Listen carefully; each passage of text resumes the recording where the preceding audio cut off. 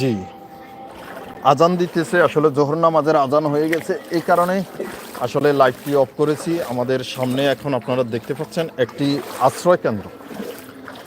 এটা হলো যে সোয়ানিটপগা আজম বা সোয়ানিটপগা আজম বালক সরকারি প্রাথমিক বিদ্যালয়।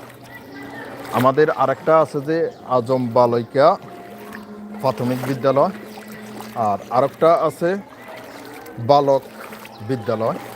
তিনটা বিদ্যালয় আছে আমাদের, এবং তিনোটায় মোটামুটি দোতলা করে ফেলেছে সাবেক গভর্নমেন্টে।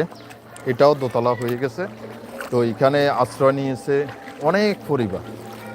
আমি আসলে তাদেরকে দেখাইতে চাই না এবং তাদের কাছে যাইতে চাই না।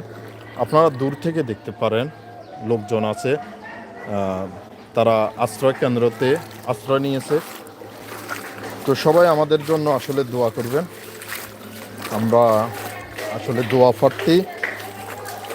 মানে স্মরণকালের ভয়াবহ বন্যা নোয়াখালীতে, এই শিরোনামে আসলে আজকের লাইভটি আমি চালু করেছি, এবং দীর্ঘ প্রায় 1 ঘন্টা 10 মিনিট পর্যন্ত আপনাদেরকে দেখানোর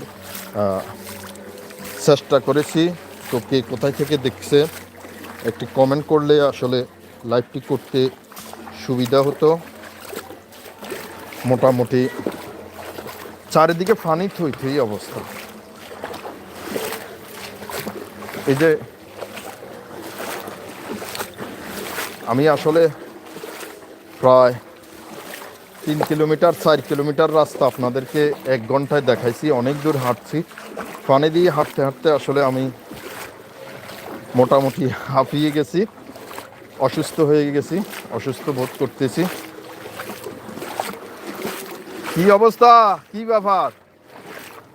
বন্যার পরিস্থিতি ভয়াবহ। নেট তো মোটামুটি আছে, দেখা যায়। হ্যাঁ, সেটাই তো চিন্তা করতেছি। নেটের স্পিড তো আগের থেকে ভালো মনে না, স্পিড মনে আগের থেকে একটু ভালো।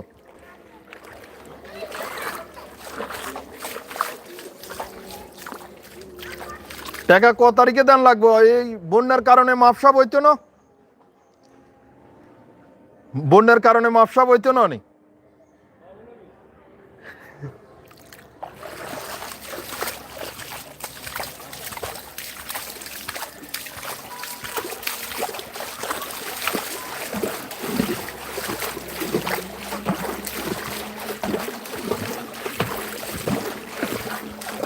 ও আল্লাহ, আসলে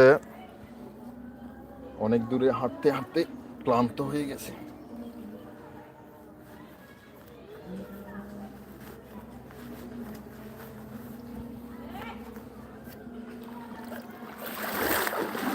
জি, অনেকেই যুক্ত হয়েছেন স্মরণকালের ভয়াবহ